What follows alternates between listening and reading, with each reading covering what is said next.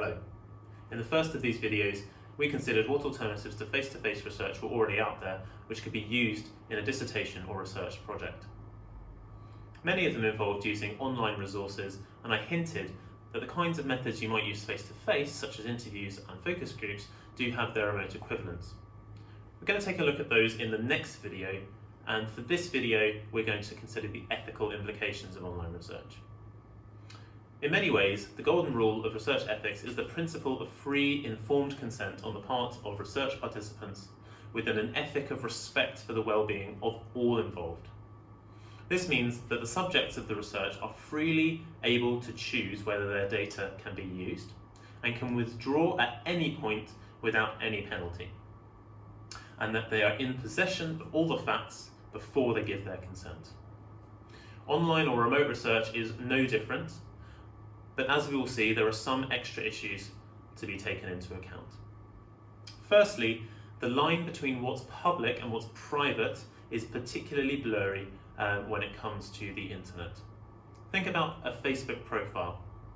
Whilst a user might feel like they have control over their data as they upload pictures and interact with their friends, there have been numerous cases over the past few years where users have been unaware that their data was being used or viewed by marketing companies, election campaigns, and many others, including academic researchers.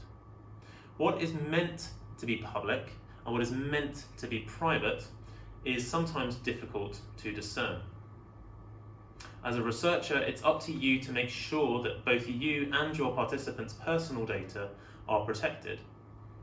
If you use social media to gather data or to share a survey, for example, you need to think about informed consent and not record any data that you haven't been given explicit permission to record. Now, these can be things like email addresses or profile usernames, which are easily recorded almost automatically.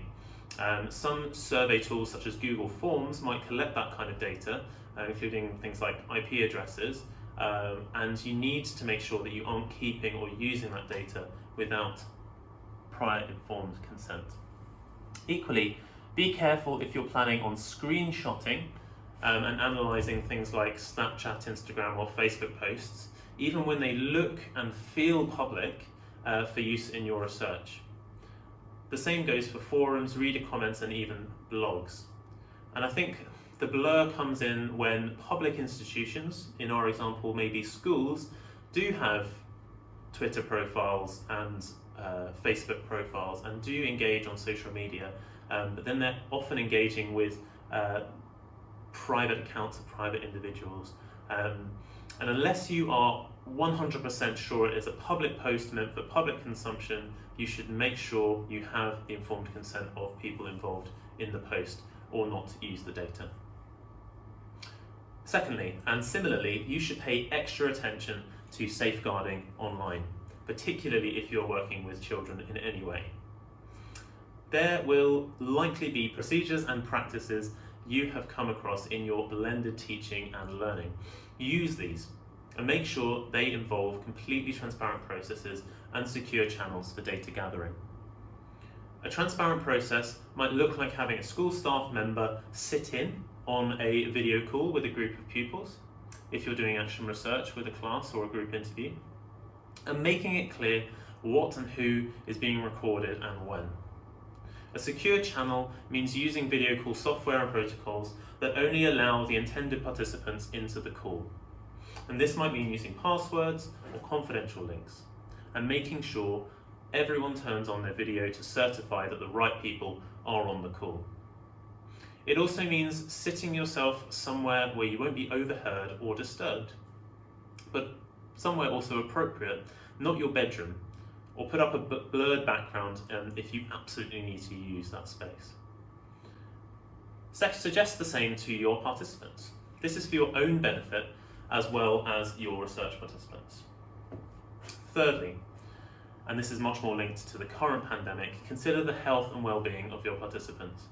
It's an understatement to say that a lot of teachers are extremely stretched at the moment, as are parents, as are families. And your research should not put them under more stress by taking a large amount of their time, or potentially by being overly intellectually or emotionally challenging. So keep the interview short and focused, and make sure that you don't overrun. Be very clear with your participants how much of their time and what you're expecting from them before you begin. To finish up, let me run through a couple of examples with you. So, number one, Neve wants to use Twitter and Facebook data to write a dissertation about the networks for mutual support and exchange that teachers have developed during the pandemic. She initially thinks about gathering data by posting a public question and asking her contacts to repost and gather responses, but realises that this would mean that respondents' posts might not be private, and she has no way of securing informed consent to taking part. Instead, she decides to ask her question using a separate survey tool like SurveyMonkey or Google Forms, with the first part of the survey being a clear and thorough consent form for participants. She still uses social media to reach potential respondents, but by doing it this way, she's adhering to ethical standards. A second example, Chris wants to investigate attitudes to learning science in his school and chooses to hold group interviews over a video call with parents, teachers and pupils. He uses the channels of communication already established by the school with pupils' families and makes sure that each group gives consent to participating, and his clear guidelines about how the call is organised. For the call involving the pupils, Chris invites a senior member of staff from the school to sit in on the call for safeguarding purposes, and only chooses to record the audio and not the video. He doesn't need to record video, and this is one less piece of data that could risk breaching ethical standards. So, hopefully this short video has got you thinking about the ethical considerations of doing online or remote research. And ultimately, that's the most important thing. If you are thinking about the problem, you are unlikely to go too far wrong. And don't forget that you must discuss your research design with your supervisor and get ethical sign-off from them before you can start collecting any data. The next and final video will aim to prompt some more thought around the practicalities of online research.